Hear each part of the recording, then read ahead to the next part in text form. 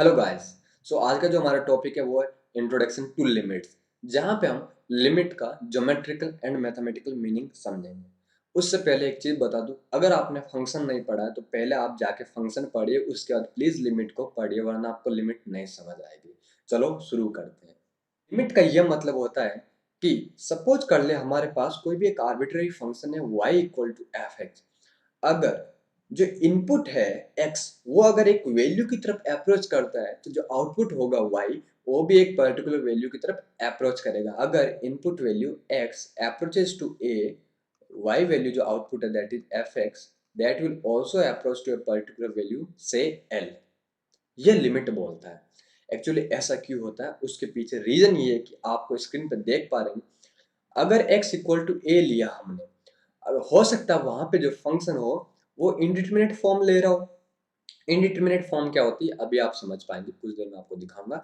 या फिर कोई भी एक इनफाइनाइट वैल्यू ले रहा हो, मतलब अनडिफाइंड वैल्यू ले रहा है। इसके लिए हम क्या देखते हैं, तो ऐसे पॉइंट्स पे हम उसके आसपास के जो रीजन होता है उसमें y का नेचर देखते हैं। ठीक है, आउटपुट का नेचर देखते हैं। ठीक है। सो इंडिटरमिनेट फॉर्म क्या होता है ये देखिए, ये वेरियस फॉर्म्स हैं। 0/0, infinity by infinity, 0 dot infinity, infinity minus infinity, 0 power 0, 1 power infinity, infinity power 0। ये इंडिटरमिनेट फॉर्म्स होती है। इनको सोल्व करने के लिए हम एल हॉस्पिटल रूल लगाते हैं, जो कि basically 0/0 form and infinity by infinity form के लिए लगता है। तो सबसे पहले इन सारी फॉर्म्स को, ये दो तो ऑलरेडी उसी फॉर्म में, बट इन फॉर्म्स को, ये जो बची 1 2 3 4 5, इन फॉर्म्स को हम ट्रांसफॉर्म करते हैं आइदर टू 0/0 और टू इन्फिनिटी बाई इन्फिनिटी, ताकि हम एल हॉस्पिटल रूल लगा पाए। अब एल हॉस्पिटल रूल होता क्या है, इंडिटरमिनेट फॉर्म्स ये आते कब है, वो हम अगले लेक्चर्स में देखेंगे। यहाँ पे बेसिकली मैं आपको लिमिट का ज्योमेट्रिकल और मैथमेटिकल मीनिंग समझाता हूँ। चलो देखते हैं ज्योमेट्रिकल मीनिंग। अब आप स्क्रीन पे देख पा रहे होंगे कि मैं एक जियोजेब्रा टूल यूज कर रहा हूँ, जिसमें आपको मैं लिमिट का ज्योमेट्रिकल मीनिंग समझाऊंगा। अब मैंने क्या बोला था, अगर जो x वो एक वैल्यू की तरफ अप्रोच कर रहा है, x is approaching to a, then y approaches to a value n। इसका ये मतलब हुआ x इक्वल टू जो a पॉइंट है उसके आसपास का जो रीजन है उसके कॉरस्पॉन्डिंग जो y इक्वल टू l है, उसके आसपास भी हमें एक रीजन मिलेगा। जैसे कि आप ये देखिए, आप यहाँ देख पा रहे होंगे कि ये हमारा पॉइंट है, येलो लाइन जो आपको दिख रहा है, ये ए पॉइंट से, कैपिटल ए से मैंने इस पॉइंट को डिनोट किया है, और इसके कॉरस्पॉन्डिंग जो वाई वैल्यू उसको कैपिटल सी पॉइंट से डिनोट किया है। तो आप ये देख पा रहे होंगे यहाँ पे लिमिट में एक चीज आपको ध्यान रखनी है कि हम 8x इक्वल टू ए, मतलब एक स्पेसिफिक वैल्यू पे, मतलब उस पॉइंट पे फंक्शन की वैल्यू क्या होगी वो नहीं देखते, हम उस पे आसपास पे फंक्शन का नेचर क्या वही देखते हैं बस। ठीक है। एक्स एक्सिस पे आप देख पा रहे होंगे कि रीजन बनाया मैंने, इस जो कैपिटल ए पॉइंट है इसके आसपास का हमने एक रीजन बनाया। तो हम देख रहे हैं कि जो y इक्वल टू जो सी पॉइंट मिल रहा है, वहां पे जो एक y की वैल्यू आ रही है उस कॉरस्पॉन्डिंग हमें उसके आसपास भी हमें एक रीजन मिल रहा है। ठीक है। तो वही चीज थी। अब ये देखिए, जैसे जैसे हम देख रहे हैं लेफ्ट से जा रहे हैं, तो ये जो वैल्यू, जो y वैल्यू वो c की तरफ बढ़ रही है, राइट। और सिमिलरली अगर हम right x equal to a की तरफ हम बढ़ रहे हैं, तो y की वैल्यू c की तरफ बढ़ रही है, आप ये देख पा रहे हो। एक्चुअली यही लिमिट होती है कि अगर आप लेफ्ट और राइट से दोनों तरफ बढ़ेंगे तो y की वैल्यूज भी वो लेफ्ट एंड राइट से एक पर्टिकुलर वैल्यू की तरफ जाएंगे। ठीक है। तो हमें वही देखना था कि वो y की वैल्यू किस वैल्यू पे जा रही है, वही लिमिट होती है जब x किसी एक वैल्यू की तरफ जा रहा होता है। और डिटेल में देखते हैं इसको। तो ये देख पा रहे होंगे आप स्क्रीन पे कि हमने ये, अगेन कोई भी y equal to F x हमारा एक आर्बिट्रेरी फंक्शन है। मेरे को क्या करना है कि यहाँ पे at x equal to two पे, पे हमें लिमिट देखनी है। अब मैंने क्या बोला कि हम एक रीजन लेते हैं x इक्वल टू टू के आसपास का एक रीजन लिया, ये आप देख पा रहे होंगे ये एक रीजन है, राइट, ये एक रीजन है। अब क्या है, मैंने क्या बोला, अगर वो रीजन के अंदर x की एक वैल्यूज टू की तरफ लेफ्ट और राइट से बढ़ेंगी तो कोरस्पॉन्डिंगली y की वैल्यूज भी लेफ्ट एंड राइट से एक पर्टिकुलर वैल्यू की तरफ जाएंगी। तो y का जो रीजन है वो ये है, ये वाला। ठीक है। और ये किसकी तरफ जाएगा, जब x टू की तरफ बढ़ेगा तो ये हमारा -1.5। ठीक है। इसकी तरफ बढ़ेगा, ये जो ग्रीन में, ये ब्लू में जो पॉइंट इसकी तरफ बढ़ेगा। अब ये देख रहे होंगे, देखिए जैसे जैसे हम 2 की तरफ बढ़ रहे हैं लेफ्ट एंड राइट से, वो y की वैल्यूज भी लेफ्ट एंड राइट से एक पर्टिकुलर वैल्यू की तरफ बढ़ रही है, -1.5 की तरफ। आप देखिए, आ रहा आपको समझ में? ये चीज, यही एक्चुअली लिमिट होती है, ठीक है। और हमें लिमिट आसपास के रीजन में ही देखनी होती है, पर्टिकुलर एक्स इक्वल टू ए पे नहीं देखते, एक्स टेंडिंग टू ए पे देखते हैं, तो वो एक रीजन बनता है। अब मैं आपको लेमैन की टर्म में समझाऊं तो लिमिट, आपको ये तो समझ आया कि लिमिट होती क्या है, लेकिन ये एग्जिस्ट कब करेगी कब नहीं करेगी। तो आप ये देखिए, at x equal to a point लिया, राइट। मैं ये बोलता हूँ कि अगर मैं लेफ्ट और राइट से इसकी तरफ आऊं, तो मेरे पास अगर दो इंसान है, वो अगर आके उस पॉइंट पे हाथ मिला पा रहे, if they are able to hand shake, तो मैं बोलूंगा लिमिट एग्जिस्ट करेगी। अगर उस पॉइंट पे वो हैंड शेक नहीं कर पा रहे हैं, तो मैं बोलूंगा लिमिट एग्जिस्ट नहीं करेगी। तो आप ये देखिए, ये इंसान अगर इधर की तरफ बढ़ता है, राइट, ये बढ़ा। सिमिलरली ये इंसान इधर की तरफ बढ़ता है, तो ये दोनों इंसान एक पॉइंट पे आ पा रहे हैं, राइट, और वो हैंडशेक कर लेंगे। कर लिया उन्होंने हैंडशेक। अगर मैं ये लूं x इक्वल टू -2, यहाँ पे जो इंसान था वो किधर जाएगा, लेफ्ट से यहाँ पहुंचेगा, और जो राइट वाला इंसान है वो कहाँ पहुंच रहा है, इस पॉइंट पे अंदर मिल रहा है। एक तो हमारे इस पॉइंट पे रह गया है, और एक यहाँ पहुंचा है, मतलब वो एक पॉइंट पे नहीं पहुंच पा रहे, हैंडशेक नहीं कर पा रहे, तो इस केस में लिमिट एग्जिस्ट नहीं करेगा। क्यों?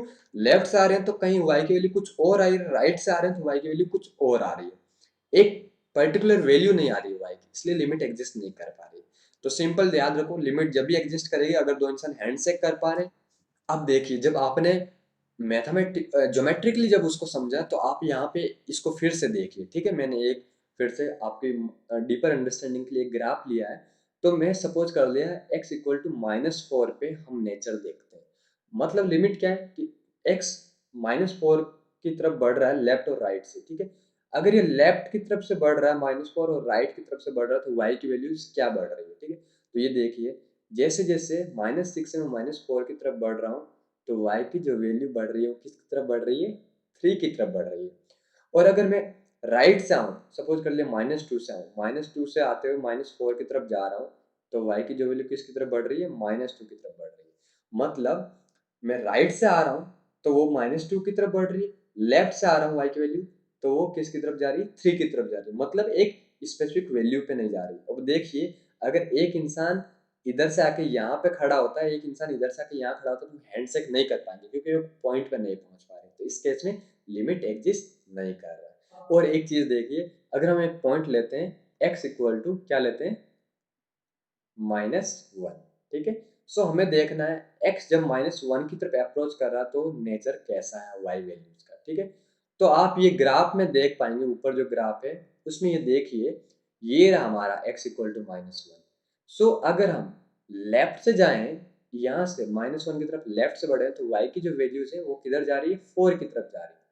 और सिमिलरली राइट से अगर -1 की तरफ जाए, तो y की जो वैल्यू है अगेन वो किसकी तरफ जा रही है, 4 की तरफ जा रही है। It means it x is tending to -1, y is tending to -4।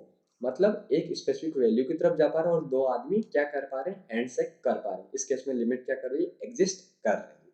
सो आपको अब लिमिट समझ आएगी।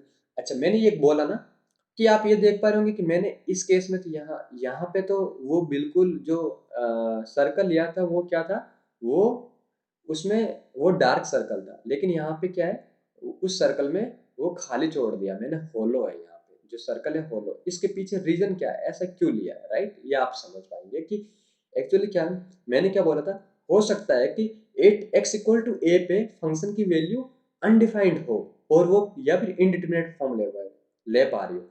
इस केस में हम क्या करते हैं, उसको गोला को क्या करते हैं, होलो बना देते हैं। अगर वो डेफिनेट वैल्यू ले पा रहा तो हम उसको डार्क कर देते हैं। अब ये देखिए, एट एक्स इक्वल टू 4, अगर ये वैल्यू, अगर x 4 की तरफ राइट से जाएगा, तो y की जो वैल्यूज है वो किधर जा रही है, 2 की तरफ जा रही है, राइट।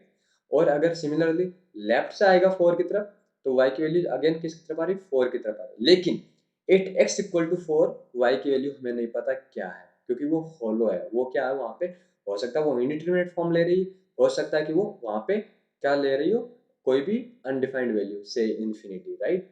सो इसीलिए उसको फॉलो रखा गया। एक्चुअली हमारा मकसद यही है, लिमिट हम कभी भी एट एक्स इक्वल टू 4 नहीं देख रहे, इसीलिए हम क्या देखते हैं उसको उसके आसपास 4.00001 पे, या फिर इधर से आप लेफ्ट से आएंगे तो उस वैल्यूज पे देख रहे हैं, 3.999999 उस पे देख पा रहे हैं, इसलिए हम x इक्वल टू 4 पे नहीं लेंगे, ठीक है।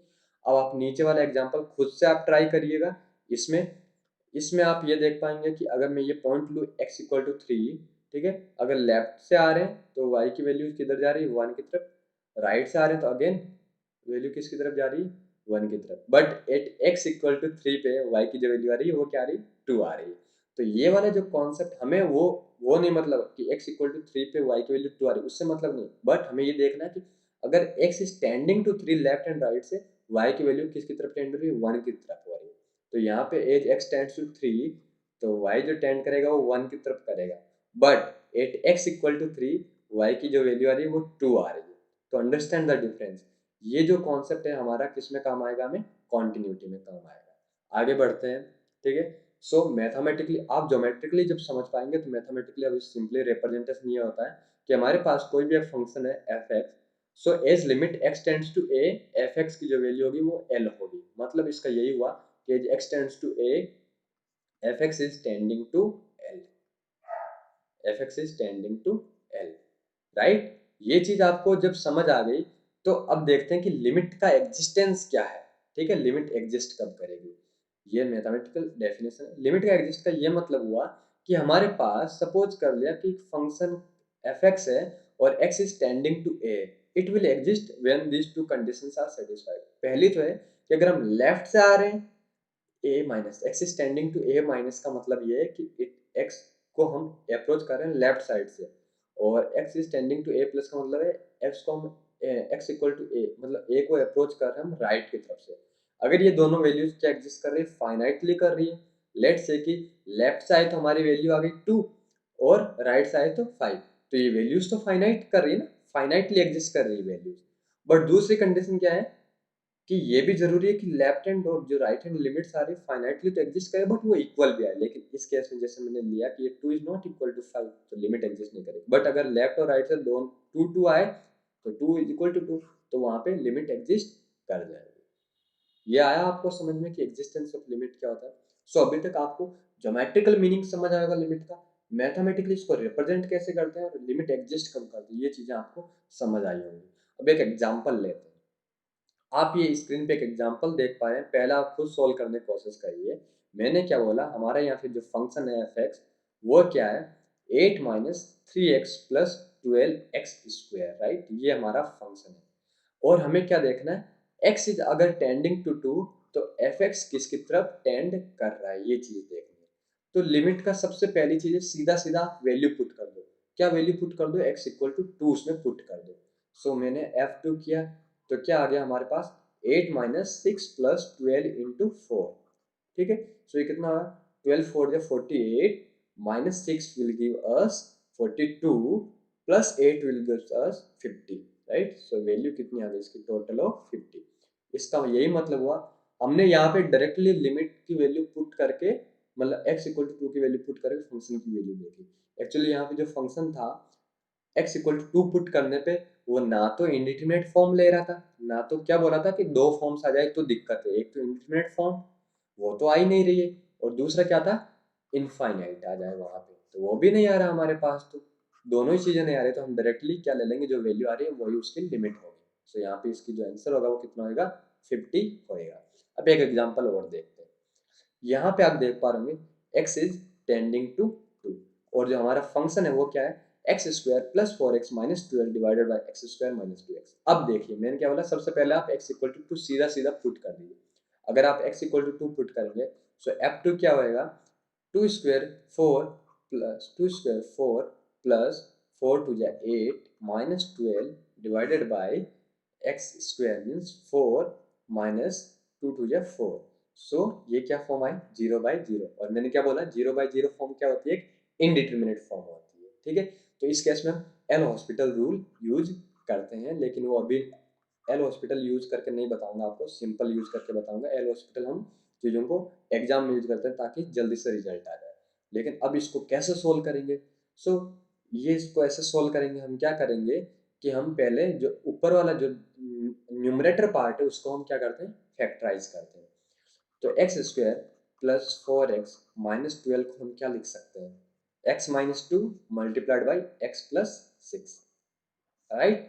और जो डिनोमिनेटर है जो है एक्स स्क्वायर माइनस 2x, अगर आप x कॉमन लेंगे तो क्या बचेगा, x माइनस 2, राइट। सो ये क्या बन गया हमारा, न्यूमरेटर बाय डिनोमिनेटर जो बना वो क्या बना हमारा, x minus 2 multiplied by x plus 6 divided by x into x minus 2, right. So x minus 2 से x माइनस 2 कैंसिल, सो जो हमारा बन गया वो क्या बन गया, x plus 6 divided by x. ये सिंप्लीफाई हो गया। अब x की वैल्यू 2 पुट कर दीजिए, तो 2 पुट करने पे क्या वैल्यू आएगी इसकी, वो आएगी 6 plus 2 8 divided by 2 will give us 4। So इसकी जो वैल्यू आई, as x is tending to 2, as x is tending to 2, y is tending to 4। आया आपको अब ये, यही बेसिक लिमिट था, ठीक है। सो आप सिंपली उसको फैक्टराइजेशन के थ्रू सॉल्व कर सकते हैं, कुछ रैशनलाइजेशन के थ्रू सॉल्व करते हैं, एल हॉस्पिटल के थ्रू सॉल्व करते हैं लिमिट के क्वेश्चंस को, और कुछ हमारे पास स्टैंडर्ड फॉर्मूलेज होते हैं जिसके थ्रू हम सॉल्व। अब एक एग्जांपल देखते हैं, ठीक है। आपने देखा होगा कुछ देर पहले मैंने आपको एक चीज बताई थी, सेम यही ग्राफ था हमारा, और मैंने क्या बोला था कि अगर यहाँ पे x इक्वल टू 3, अगर लेफ्ट से कुछ अप्रोच कर रहा है, राइट से अगर अप्रोच कर रहे हैं, तो y की वैल्यू टेंडिंग टू 1 है, बट x इक्वल टू 3 पे y की वैल्यू क्या आ रही है, 2 आ रही है। सो ऐसा ही मैंने एक केस यहाँ पे लिया कि जब x is not equal to 2 है तो फंक्शन की जो वैल्यू होगी वो इससे दी जाएगी, और जब x इज इक्वल टू 2 है फंक्शन की वैल्यू क्या है, मैंने 6 बना दिया है। फंक्शन को इसी तरीके से मैंने डिफाइन किया। अभी x square plus 4x minus 12 by x square minus 2x is limit x tending to 2। इसकी वैल्यू आपने कुछ देर पहले देखी थी, क्या थी इसकी वैल्यू, 4 थी, राइट। सो जब x is not equal to 2 function की जो वैल्यू आ रही है 4 आ रही है, but at x equal to 2 function की वैल्यू क्या आ रही है, 6 आ रही है। तो यही वो एक कॉरेस्पॉन्डेंस बन गया सिमिलरली। कैसे कि यहाँ पे जब x is not equal to 3 है, x is not equal to 3 है, तो फंक्शन की वैल्यू किसकी तरफ बढ़ रही है, 1 की तरफ, but at x equal to 3 function की वैल्यू क्या आ रही है, 2 आ रही है। तो आप ये ग्राफिकली भी कैसे इसको रिप्रेजेंट किया जाता है, नॉर्मली ये ग्राफ इसका नहीं बट ग्राफिकली ऐसे ही शो किया जाता है। ये कॉन्सेप्ट आपको हेल्प करेंगे कॉन्टिन्यूटी में, ठीक है। आज का लेक्चर हम यहीं फिनिश करते हैं, और अब आगे के लेक्चर्स में हम कॉन्टिन्यूटी को एडवांस लेवल पे पढ़ेंगे। Till then bye bye, thank you.